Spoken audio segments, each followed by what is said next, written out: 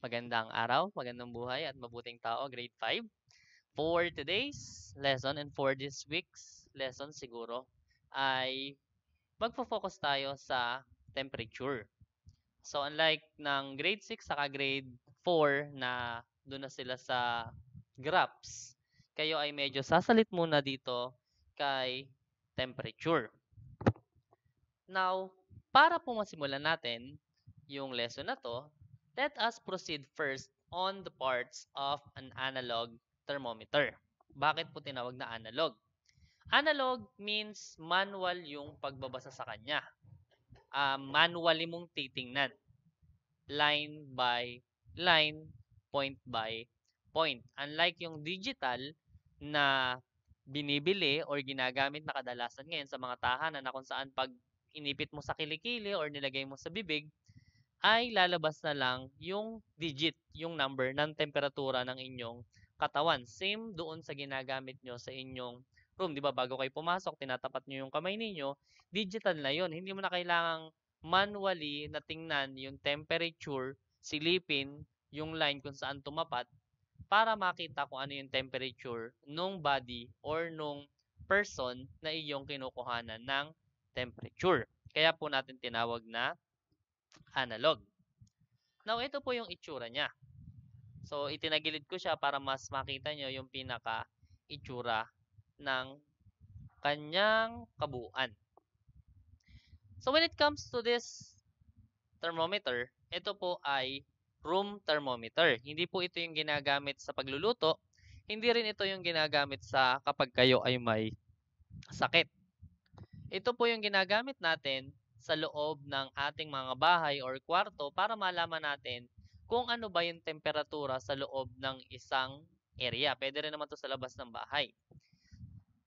Na kung mapapansin nyo po, there are two types of measurement that is being utilized in this thermometer. The first one is degrees Celsius, which is may bilog na maliit sa taas and then C. And then the second one is degrees Fahrenheit. So yun yung commonly na ginagamit sa buong mundo. Degrees Celsius and degrees Fahrenheit. And then may pangatlo pa or may pang-apat pa, which is yung pangatlo is degrees Kelvin. Yung pang-apat hindi na ako masyadong familiar kung ako nagkakamali, may pang-apat pa. So dito na tayo magpo-focus. Degrees Celsius po is mostly ginagamit sa mga Asian countries or yung mga lugar na may init talaga. Kasi doon siya nakafocus sa mainit na parte. Fahrenheit po is ginagamit natin for those of cold countries. Malalamig po na lugar. Paano ko nasabi po yon? Tingnan nyo si degree Celsius. Si degree Celsius ay ito pa yung zero niya. Zero pataas. Yung zero niya kay Fahrenheit, ang katapat is almost 41. And then, si Fahrenheit, ito po sa pababa. Kumbaga, mas nagfo-focus yung measurement sa negative at yung isa ay sa positive side naman po. Pero, may conversion na ginagamit. Hindi naman ibig sabihin na magkaiba sila. Iba rin yung temperaturang lalabas sa kanila. Kaya nga po, nasa isang tube lang sila or nasa isang scale lang sila, ay ibig sabihin kung ano ilalabas kay degrees centigrade or Celsius is may katumbas din na eksakto kay degrees Fahrenheit. Doon po muna tayo sa parts. So the first part is the stem. So pakikopya nyo po muna and then i-pause nyo muna, saka nyo po i-play para magkaroon na kayo ng kopya ng mga parts or ng mga parts ng isang analog thermometer. So stem is the long part of the glass thermometer. In Tagalog, siya yung mahabang parte ng salamin or glass doon sa thermometer. So again, that is the stem. Second po is the bulb. So bulb serve as the reservoir to hold the mercury or wax that is located at its lowest point. So bulb, reservoir. In Tagalog, lalagyan. Lalagyan or paghawak, umahawak sa mercury or wax doon sa loob ng thermometer. So, mercury or wax. Bakit po wax or bakit mercury? Kasi si mercury at si wax ay yung mga tanging element, kung naalala nyo sa science, na nagbibigay ng expansion and contraction na accurately palagi. Depende sa temperature. So, kaya siya yung ginagamit sa thermometer is accurately siyang nag-expand. Ibig sabihin, nag-expand yung kanyang mga molecules and nagko-contract kapag malamig. Nag-expand sila kapag mainit, nagko-contract kapag malamig. So, yun yung nakita nyo kanina sa example mamaya. Yung wax or yung, ito. Kung titingnan nyo po, ayan, may wax yan sa loob. Or wax, no, hindi pala ito mercury. Paano ko nasabi? Kasi kulay blue. Ang mercury po ay kulay silver. So, bakit tinatanggal na natin si mercury? Si mercury kasi ay delikado sa ating kalusugan. Pag na-inhale natin, may epekto siya po sa ating psychological, basta may psychological siyang effect sa atin and sa ating health. So, para po maiwasan yung aksidente kapag nabasag yung mercury o yung thermometer, tinatanggal na po nila o inaalis na nila yung mercury sa mga thermometer and ang ginagamit na po nila is wax na po. Kagaya nung nasa example natin sa screen. So, lalagyan lang po siya. And then the third one, again si bulb or glass bulb is lalagyan lang. So, kapag malamig, nandun halos lahat sa bulb, lahat ng wax. Kapag mainit, mag-expand siya, and then aangat po. And then, glass tube, mali pa yung spelling. I-edit lang natin.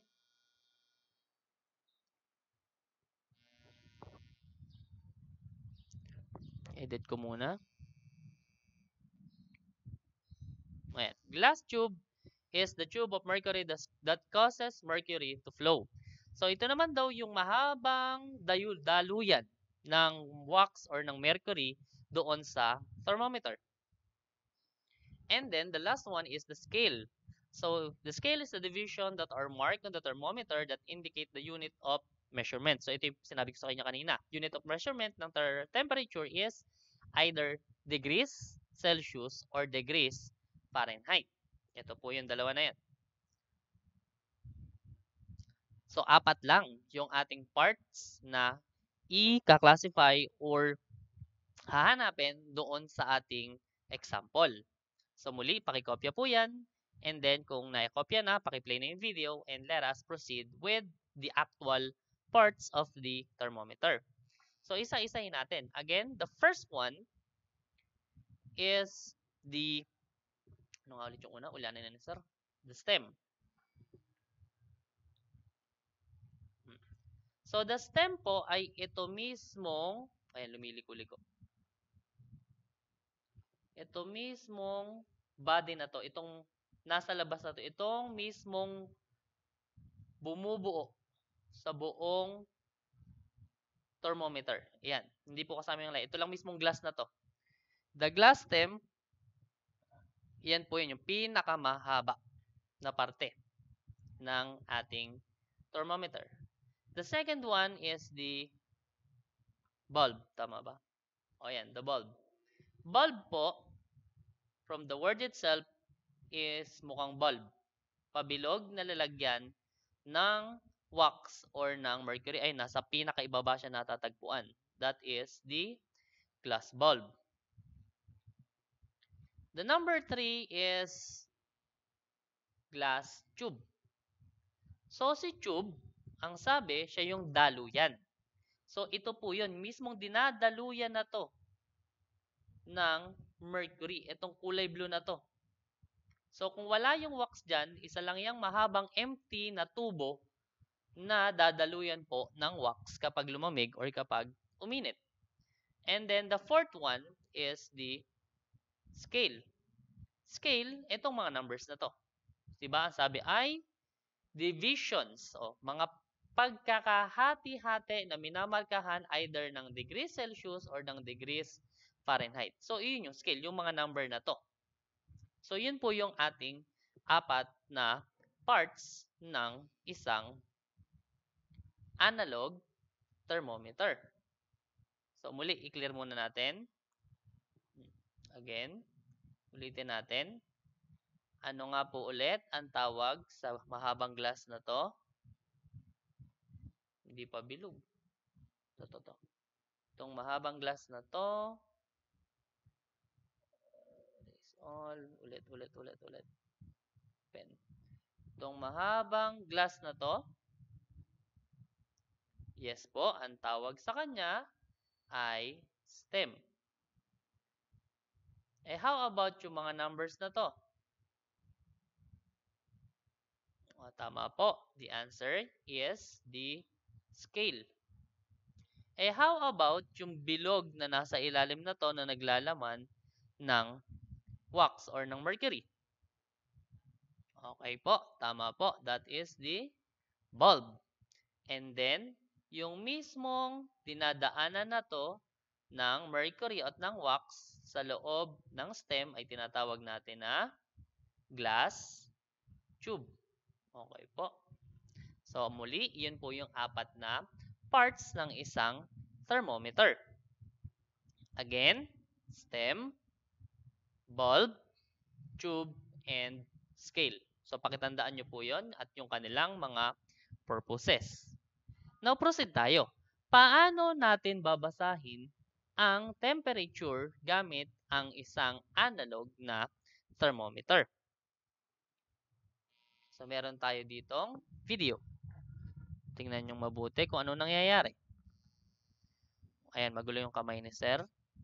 So, kung mapapansin nyo, may angle na or may paningin na minsan manipis yung wax, tingnan, minsan makapal. So, ayan. Kung mapapansin nyo, habang umiinit yung temperatura, umaangat yung wax na nandun sa loob ng glass tube. So, paano mabasahin? Kung saan po tumapat yung wax or dun siya magstay, ibig sabihin, yun po yung temperatura ng katawan or ng isang lugar. So, in the sense po ng nasa ating video, ayan, tumapat siya ng 80, ayan, tumataas ulit. Pag pinost natin, ulitin natin sa part na to. Pag pinost po natin, lumalabas ngayon na ito ay 80, itong part na to ay 80, itong part na to ay 90, 80, 90, tapos ayun ang 100. So, kung ito ay 90, ito ay 91, ito ay 92.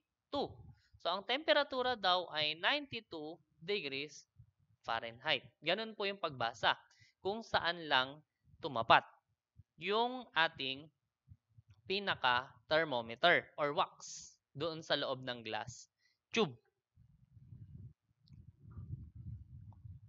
Kapag po, yun ay gumagana kapag ganun po ang hatian ng scale. So, lagi nyo tatandaan or lagi nyo titingnan, keep in mind po, yung hati doon sa ating scale. So, ganun po yung pagtingin ng temperature sa isang analog thermometer. Muli, titingnan nyo muna kung ang hatian ba sa scale is by 1 or by decimal. Kagaya po nung nasa ating practice. Pag tiningnan nyo, ay ito po ang kanyang unit measurement. So, ang magiging sagot nyo ay degrees Celsius ang unit. And then, mula daw 0, pag tiningnan natin kung ano ang scaling, yun ang una yung titingnan. Scaling muna.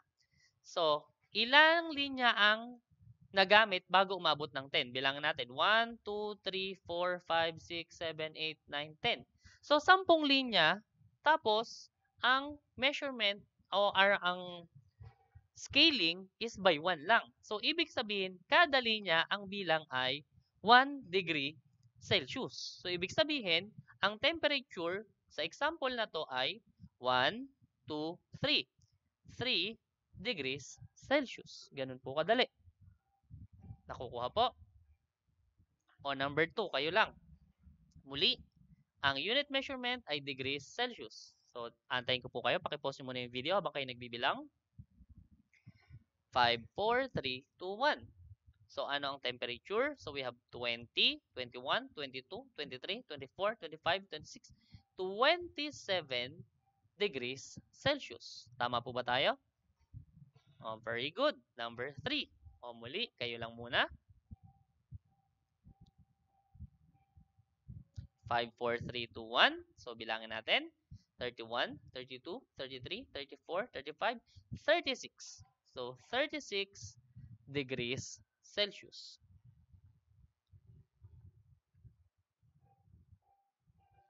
Number 4.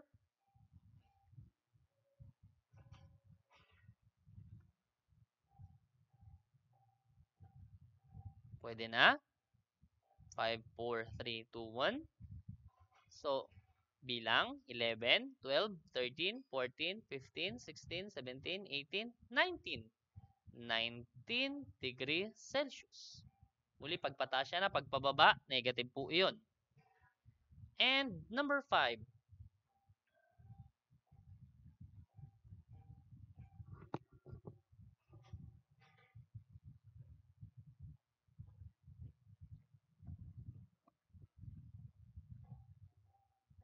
Okay po. So, 5, 4, 3, 2, 1, and 0. So, bilangin natin. 40, 41.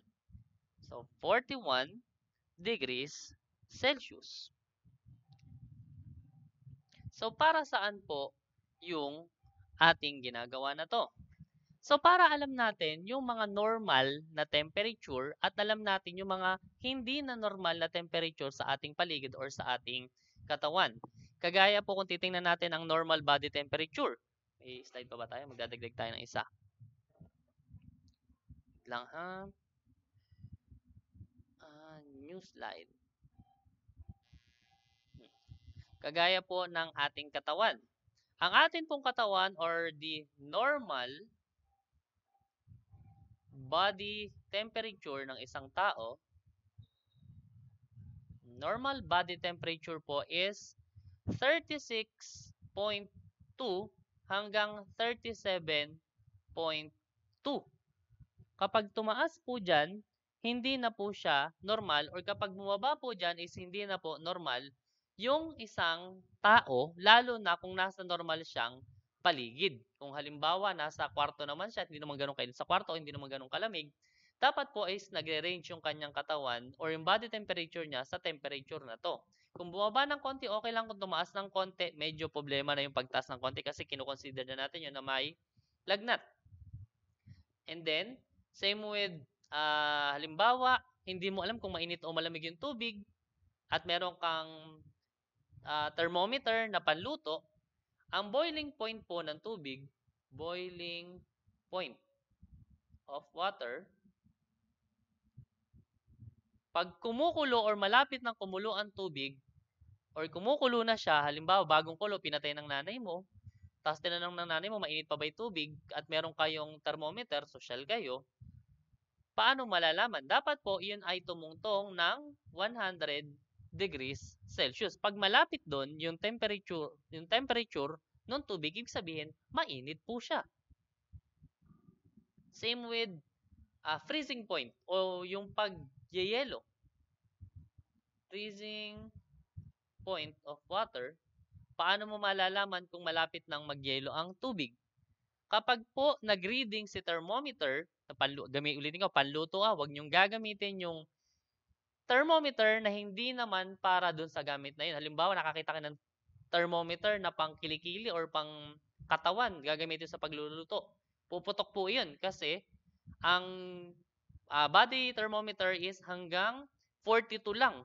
Ang kumukulong tubig is 100. Saan pupunta yung excess na wax or na mercury kapag lumagpas doon? So, syempre, sasabog po yung mismong thermometer. Paano ko nalaman? Kasi naranasan ko na. Tinry ko and hindi ko na po uulitin kasi sumabog yung mismong thermometer doon sa niluluto. Tapos, tinapon na namin yung ulam kasi meron na siyang mercury sa loob. So, unsafe nang kainin yun. Ganun po, wag niyong gagamitin yung thermometer na hindi naman para doon sa paraan ng paggamit niya. Kung panlutong thermometer, pwede yun sa panluto. Kung pang katawan, kung pang loob ng bahay o panlabas ng bahay, kagaya ng pinakita ko sa inyo, doon lang talaga ang gamit niya. Huwag niyong ginagamit sa iba. So, freezing point ng tubig is 0 degrees Celsius. Malalaman nyo po kung mag-freeze na ang tubig kung ito ay malapit na sa 0 degrees. And then, sa ating regional temperature, yung temperature po kadalasan sa Region 3, ulitin ko hindi to applicable sa buong Pilipinas. Sa Region 3 po is 25 kapag bandang December, and then nagre-range siya hanggang 42 kapag tag-init. Kagaya po nung nararamdaman natin today or nitong mga nakaraang buwan. So, yun yung reason bakit kailangan yung malaman or kailangan yung malaman kung paano gumamit ng thermometer o bumasa ng thermometer. Para alam nyo na yung normal sa hindi normal. Kung hindi na normal, pwede na kayong magpa-check up kung nararamdaman nyo sa sarili nyo or kung yung rep ninyo hindi lumalamig, nalaman yung yun sa freezer, hindi na nagsi 0 degrees yung tubig, kaya pala hindi nagyayelo yung tubig nyo sa rep kasi baka may sira na yung rep. Or bakit malalaman mo kung pwede na bang gamitin sa isang lutuin yung tubig kung or yung mismong putahe kung ang temperature niya is nasa tamang sukat na. Kasi may mga pagkain na kailangan mo na sukatin yung temperature bago iluto or bago tanggalin sa lalagyan. Di ba? So, yun lang po muna for today. Sasend ko na lang po ulit yung activities sa inyong group chat. Maraming salamat at magandang buhay, mabuting tao.